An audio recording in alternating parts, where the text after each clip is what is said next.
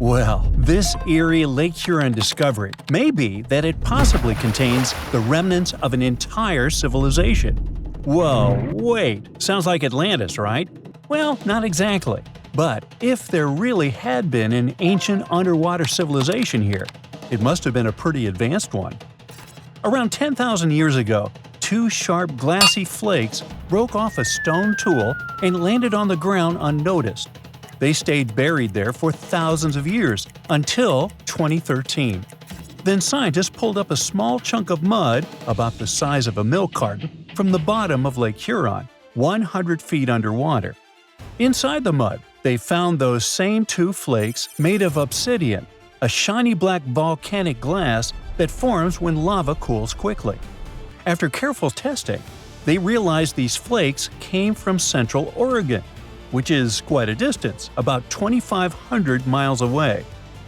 They found this prehistoric Great Lakes site on the Alpena Amberley Ridge, an underwater landform that once connected what's now Michigan and Ontario. Back then, it was dry land. Early humans used it to build traps for animals like caribou as the Ice Age faded and the Great Lakes began to form. Now, obsidian was the high-tech material of ancient times. It's super sharp and perfect for making tools. If you study the flakes carefully, it's obvious that humans made them. You can see where they struck them and the feathered edges that come from being carefully chipped. That means people were not only crafting tools here, but they also had access to obsidian that came from incredibly far away. It was likely possible through a huge trade network that spanned across the continent. For over 100 years, people have guessed that ancient societies might have existed beneath the Great Lakes, but no one had proof. That's why work on this submerged archaeological site is so important. A team of researchers has been trying to learn more about the 10,000-year-old ruins and the civilization that left them behind for over a decade now. Lake Huron's icy water acted like a time capsule that helped preserve things for thousands of years. So far, researchers have found not only unique stone tools, but also ancient trees with roots still intact and underwater peat bogs that preserved seeds and leaves. It was like an Ice Age version of Pompeii, a scene frozen in time. These discoveries are also helping scientists create new technologies and ways to do underwater archaeology. They've engaged sonars, underwater robots, and divers so far. Now, it's pretty cool that the tools they found on the Alpena Amberley Ridge were way smaller than other tools from the same era found nearby. That might mean a different group of people lived here, and they had their own unique way of life. Even the peat bogs they found, which are about 9,500 years old, hold secrets. They're full of pine needles, seeds, and leaves that could reveal what the environment was like back then. Usually, stuff like this breaks down quickly on land, but the cold freshwater preserved it.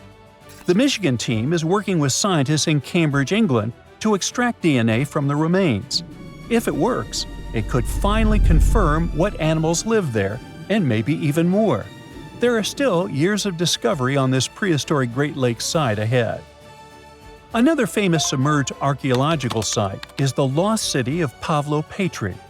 Archaeologists think it is the oldest sunken city in the world they've found and made official so far. Pavlopetri is around 5,000 years old. That means it existed even before the legendary Greek heroes in Homer's stories. Scientists first spotted it way back in 1904, and then mostly forgot about it until 1967, when Nicholas Fleming rediscovered it. He described it as a Bronze Age city now lying under about 10 to 13 feet of water. A year later, he returned with a team of scientists to study the ruins. Over 6 weeks, using just hand tapes and a basic grid, they managed to map out the city. They found that it covered almost 1,000 feet by 500 feet and had at least 15 buildings, courtyards, 5 streets, 2 tombs, and around 37 small stone graves. They also found signs that the ruins continued onto the nearby island of Pavlopetri itself. They dug up some amazing pottery, obsidian, and church blades, and even a tiny bronze figurine that may date all the way back to 2800 BCE. Most of the buildings, though, came from the period between 1650 and 1180 BCE.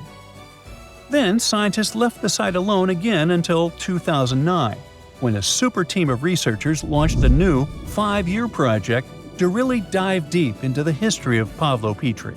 This time, they had digital mapping tools and better diving equipment, so they could explore and even excavate underwater. They found another 97,000 square feet of buildings, including a large hall and hidden streets. Plus, they dug up even more pottery that showed people had been living in the city from about 3000 BCE to 1100 BCE, and that the city once had a population of 500 to 2,000 people. No one knows for sure how the city ended up underwater, but many scientists think it was because of an earthquake, maybe around 1000 BCE, or even as late as 375 CE. Because it's the oldest underwater city ever found, some people even believe Pavlopetri might have inspired the legend of Atlantis. Another contestant for the Atlantis title lies near Japan.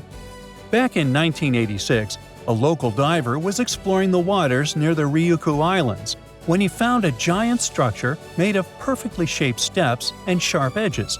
It was 82 feet underwater.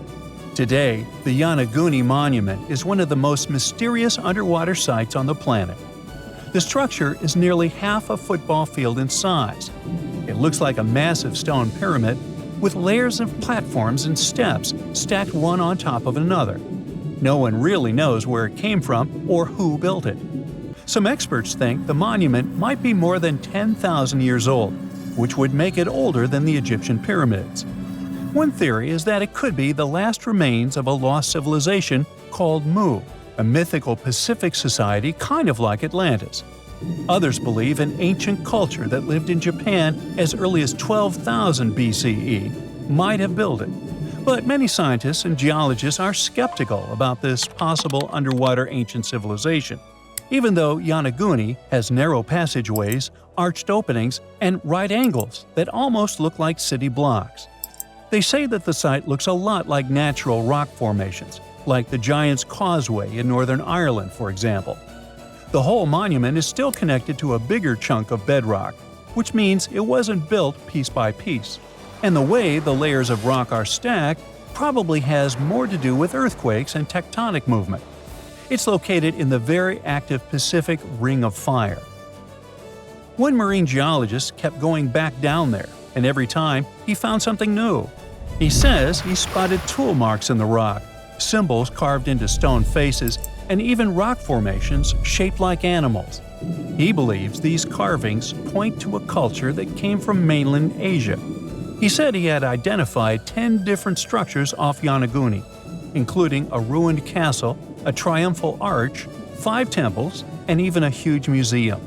These buildings seem to be connected by roads and channels, and some parts are surrounded by what could be giant stone walls. The explorer believes the city is at least 5,000 years old, based on stalactites found in underwater caves nearby, which would have only formed after the caves flooded. His supporters say they have never seen an earthquake create shapes like this, above or below water.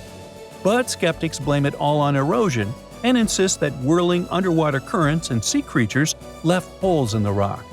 Now, if you want to form your own opinion about it, the spot is open for visitors, and it's definitely a super fun diving experience. That's it for today. So hey, if you pacified your curiosity, then give the video a like and share it with your friends. Or if you want more, just click on these videos and stay on the bright side.